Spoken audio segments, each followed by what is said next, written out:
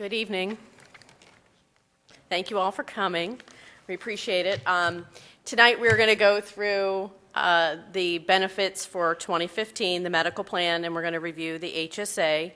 I'm Ginger Russell, and I'm the benefits manager for the school district, and obviously you guys got my email since you're here.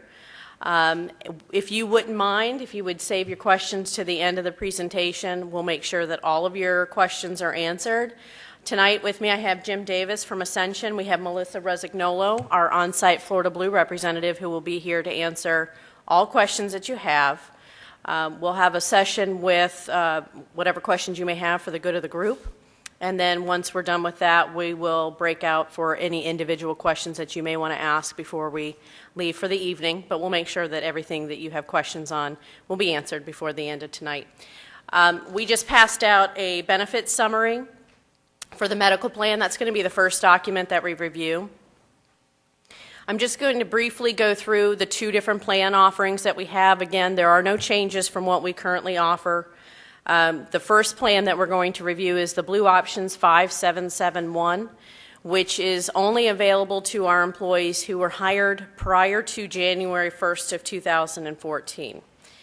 And if you are enrolled in either plan, if you were hired before 1/1 of 2014, you are eligible to move to either plan during open enrollment. You're not locked from one or the other, okay? So with the Blue Options 5771, this is the plan that currently costs for the individual $24.35. That's how most people know which plan they're enrolled in, is by what we're actually deducting from their payroll. So that is the 5771 that we're going to review first, and then we're going to go through the HSA plan in a minute. So with the 5771, you have a $1,500 deductible. The deductible traditionally only comes into play on this plan if you are hospitalized, have outpatient surgery, or that type of service. Other than that, you would have a copay for all of your services. But if you are hospitalized, you do have that $1,500 deductible, and then after that deductible has been met, you have 20% of the bill that you're responsible for until you reach your max out-of-pocket for the year. So you pay your $1,500, and then you're responsible for 20%. As you're accumulating that 20%, once you have paid $4,500, and this is for the individual, but once you've paid $4,500 in out-of-pocket expenses, the plan then pays 100% of all your services for the remainder of the year. Now, you do have copays when you go to your office for your providers. You have your primary care physician. That is a $30 copay, and then your specialist is a $55 copay. And all adult wellness benefits, any of your preventative care that you go to, as long as your provider codes it as a wellness benefit, there is no cost to you. It is completely covered. And that includes colonoscopies, which is at age 50 and older. They will cover one every 10 years if it's a routine. Again, that has to be a wellness visit, not with a diagnosis. But there's no copay and no out-of-pocket expenses for your well visits. If you go to the ER, there's a $250 copay. If you go to an urgent care center, which is traditionally your walk-in clinics, you're going to have a $60 copay. If you go to the independent lab for lab work for blood draw, you would have to go to Quest Diagnostics. You all should be familiar with that. That's who's been our in-network provider for many years. But if you go to Quest Diagnostics, there's no out-of-pocket expense under this plan. If you go to an independent diagnostic testing facility, if you have the advanced imaging services, which is traditionally your MRIs, CAT scans, you would have a $250 copay. And your other diagnostic services, which would be like an X-ray, would only be a $50 copay. And if you look below that, you'll see the inpatient hospital per admit. You'll see that the option 1, option 2, all the area hospitals are option 1, but you have your $1,500 deductible that has to be met, plus you have 20% coinsurance that you're responsible for, like we were reviewing before. Melissa's going to bring you guys your documents, the ones that just walked in. Outpatient hospital, again, same situation where you have to meet that $1,500 deductible, and then you're responsible for 20% of the bill. And then moving over to your mental health benefits next year will be handled by Florida Blue.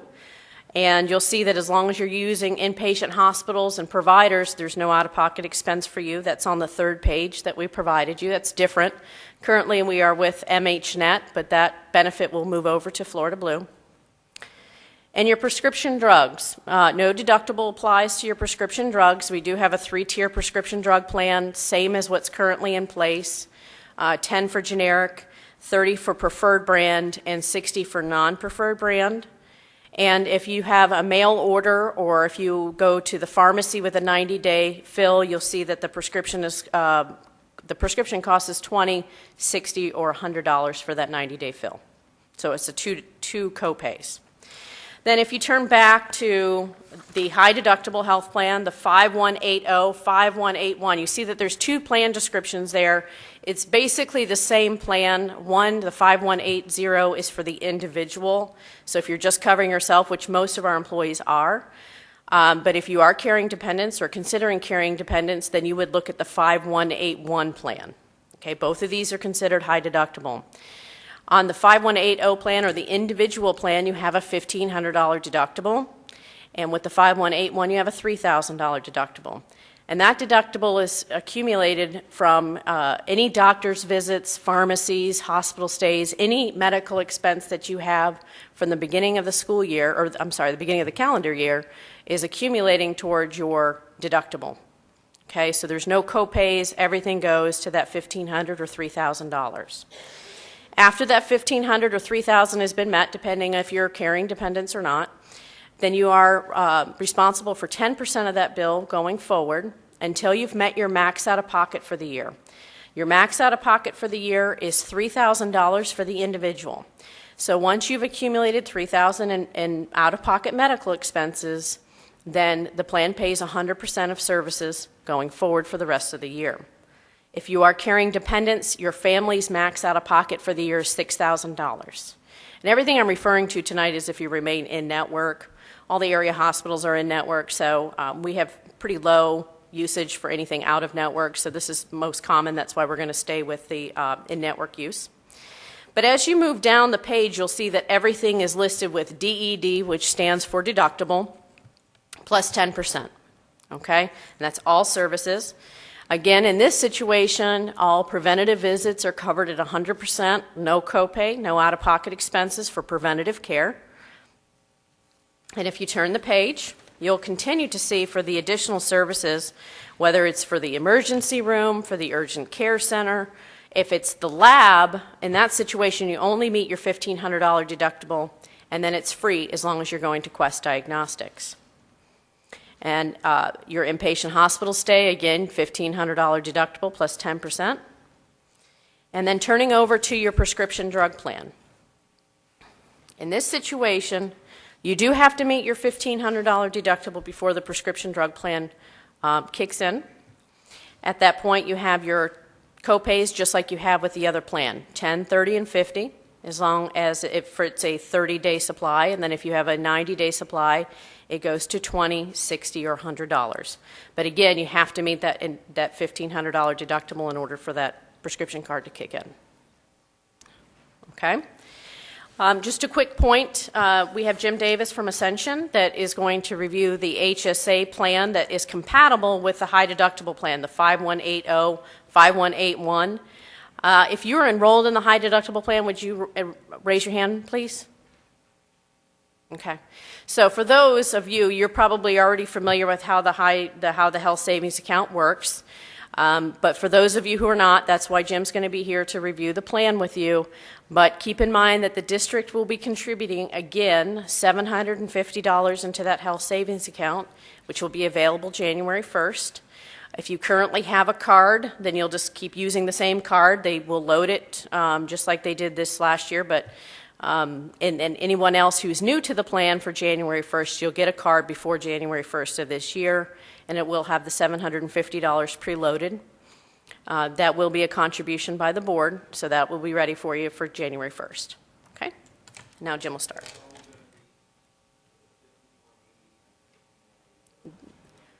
Right, that is correct. It's only for the 5180, 5181. So if you take the 5771 plan, you will not qualify for the $750 board contribution. Yes?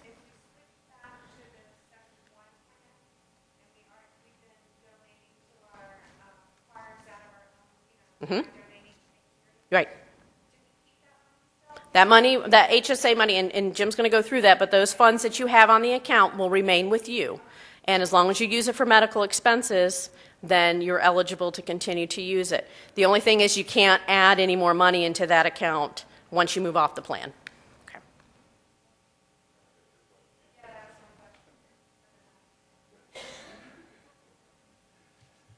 Thank you, Ginger. Good evening, everybody. Again, my name is Jim Davis. I'm with Ascension. We're your insurance broker and consultant for your health benefits program. I'm going to review with you tonight the health savings account program, which is affiliated with your high deductible health plan, which is Plan 5180 and 5181.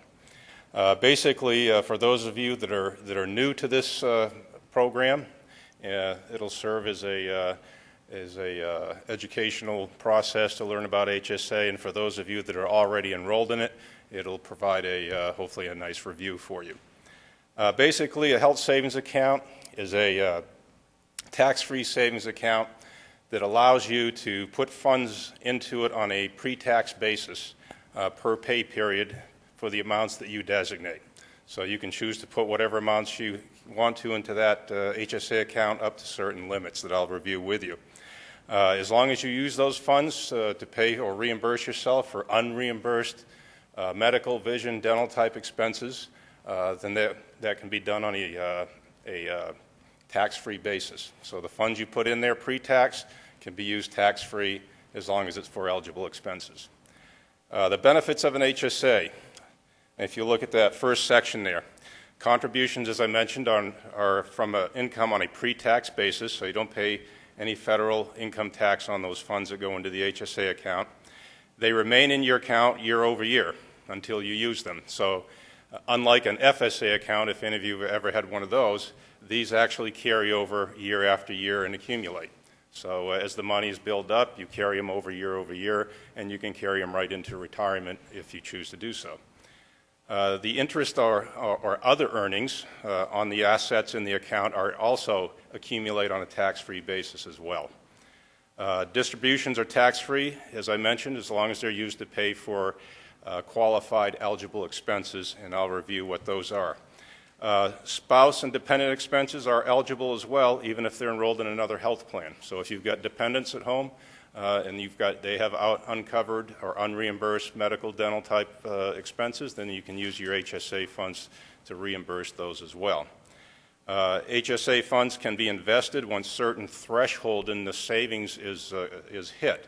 I think for your program it's about $2,000. So once you have $2,000 of savings accumulated in your HSA account, you can open up an investment account, which would be basically mutual funds, and they'll put those excess amounts in there on a regular basis. Then the HSA funds can be invested throughout the year, and those, as they accumulate and earn interest or earn capital gains, again, they're doing it on a tax-free basis. The HSA account is portable, so if you leave employment here, you can take it with you. The funds stay in there. It's your account, even the amounts that the employer contributes. So anything the employer contributes or anything you contribute into the HSA, it's fully portable and you can take it with you. Just note that there's a note there that funds must be deposited into your HSA account before you can use them. So it's just like a checking account. For you to use the funds, they have to be in there. That's a little different than an FSA account if you've had that in the past. The next section refers to qualifying for an HSA, what makes one eligible. First, you must be covered under a high deductible health plan. As Ginger mentioned, the high deductible health plan here offered to you at the school district is the 5180 for single coverage and the 5181, which is the family coverage. That is a high deductible health plan, and as long as you're enrolled in that, you're eligible to open an HSA account and make contributions into the HSA account. Also, you cannot have other health coverage except what's permitted by the IRS. Basically, that means you can't be enrolled in another major medical plan. If you have supplemental health coverage like cancer insurance, critical illness, vision insurance, things like that, that's okay. You cannot be enrolled in Medicare and be eligible for an HSA account, and you cannot be claimed as a dependent on someone else's tax return. As long as you can hit all those 4 items there, then you do qualify to open an HSA account. To the 2015 maximum HSA contributions that are allowed by the IRS are $3,350 for individual single coverage, $6,650 for family, and $1,000 for, there's a $1,000 catch-up provision in there. So if you're 55 or older, you can put an additional $1,000 into those, above those amounts. On the back page, if you flip it over there, eligible or qualified medical expenses under an HSA. What is eligible? As you can see, any unreimbursed medical expense, prescribed medications, dental, vision expenses are eligible as long as they're not reimbursed by other insurance. So if it applies to a deductible, co-insurance, co-pay, and it's out of pocket to you, then it is eligible for reimbursement under your HSA account. For a current and complete list, there's a address there with irs.gov. You can go online and look at the complete list of eligible expenses. The use of HSA funds for non-qualified medical expenses, I would advise you not to do this. If you do, you're subject to 2 things. 1, ordinary income tax, and 2, there's a 20% penalty for using the funds for ineligible expenses. As an example, of, say you had a $1,000 expense that you used your HSA funds for that was not an eligible expense, you'd have your ordinary income tax due. So let's say, for example, on that $1,000, your ordinary income tax bracket's 20%. You'd have $200 due for that. If you apply the 20% penalty, same thing. Another 20% would be another $200 for that. So for that $1,000, it would be a $400 tax consequence that you would have to pay at the time you do your taxes the following year. So I would advise if you're going to put money in there, try to keep the use of it to eligible or qualified expenses. Once you turn age 65, however, the 20% penalty does go away. So the ordinary income tax does not, but the penalty does. So you could withdraw the funds after 65, use it to pay for non-qualified expenses, and you just have to pay the ordinary income tax on it. Ways that or methods you can use to fund your HSA account. Obviously, number 1 is the pre-tax deductions that go into your HSA account on a bi-monthly basis. Also, you can do modified payroll contributions throughout the year. So if you wanted to, for some reason, increase the amount or decrease the amount, you're eligible to do that. And thirdly, you can make post-tax contributions into your HSA account. So for example, let's say in the beginning of the year you wanted to put some additional funds in there. You could transfer funds out of your savings account into your HSA account, so you'd have more funds available at the beginning of the year. And then when you do your taxes the following year, for that tax year, you would note it on your tax return and take the tax deduction for making that transfer of the post-tax contribution. Okay? The company that's administering your HSA accounts, they're affiliated with Blue Cross. It's Health Equity, Inc. They're a very good HSA administrator.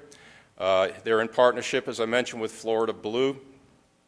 And this is for the employees enrolled in the high deductible plan.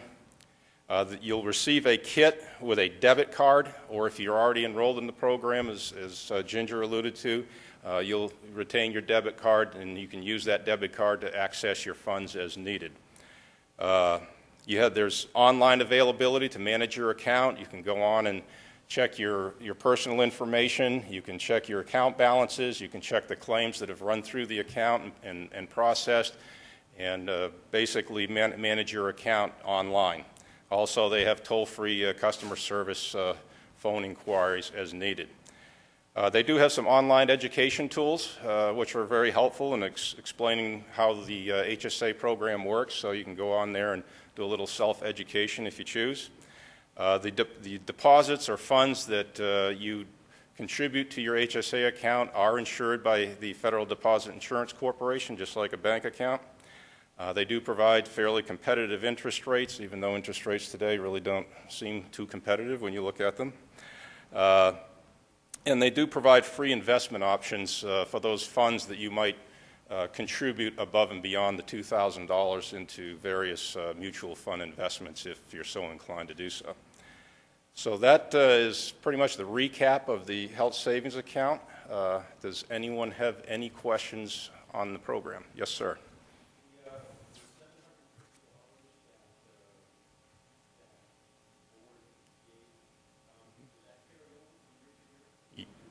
Yes, very good question.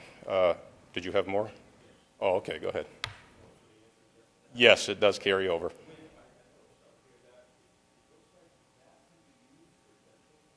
Yes. Mm-hmm. Correct. Yeah. Yeah. Good question. One was, just so everybody hears, the $750 contribution that the employer is going to make into your HSA account if you enroll in the high deductible plan and open an HSA account. If all those funds aren't used during the year, do they carry over to the next year? Yes, they do. Any funds that the employer puts in there or that you put in there will carry over to the next year. And the second part of the gentleman's question was, can these expenses be used to reimburse for dental, vision expenses, and medical expenses on dependents? And as long as they are your qualified dependents and they have out-of-pocket costs related to those expenses that are not reimbursable by other insurance, then yes, you can file those for reimbursement under your HSA account.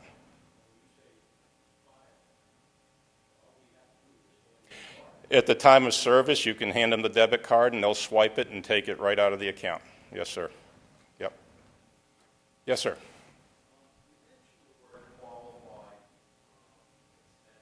Mm-hmm.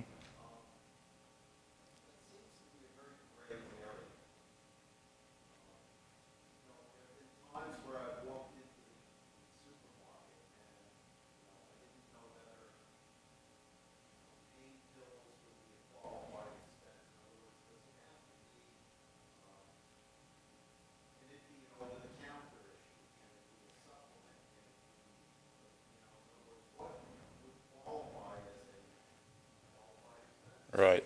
Well, if you wanted to, as I had mentioned in the review of the program, if you go out to the irs.gov website on that address that's listed there, and you want to get down to the nitty-gritty specifics, I would recommend you look at that, and you can certainly clarify whether or not anything you have in question that you might be purchasing would be covered. But in general, it's unreimbursed medical, prescription drug, prescribed prescriptions, and dental and vision expenses. So over-the-counter is probably not going to be covered, but really to do a full verification of that and check for certain, I would check that website we've made available to you.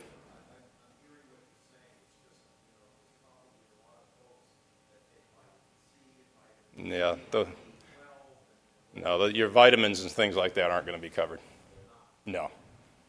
Yeah. Stick to your prescribed medications. Any other questions?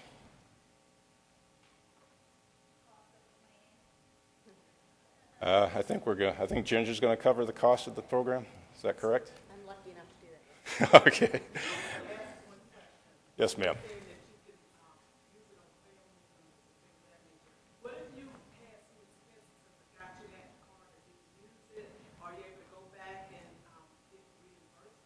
Yes, you can, if you didn't use your debit card to pay for the expense at the time of service, you can file a claim for reimbursement with Health Equity. Yep, it's just a reimbursement form you'd have to complete and submit with the expense. You're welcome. Thank you. Okay, I submitted an email to everyone last Tuesday that included the link to our new interactive booklet. In there has our rates. This is actually the interactive booklet up on the screen. So this is what your rates are, or what the rates will be starting in your December payroll. I'm not sure if you can see that, but we'll leave that up there so you can write the numbers down. Or you can, I'm going to be sending out an email on Friday that will have a link to the online enrollment system. It will have a link to the video that we're recording right now. and it'll also have a link to this booklet if you're unable to find it. You're also welcome to email me tomorrow. I'll be happy to send you the link again. It's not a problem at all. But that is our rates. It's a little clearer if you get maybe a little bit closer. You can actually see what we're going to deduct per pay period. Open enrollment, as you know, starts on Monday.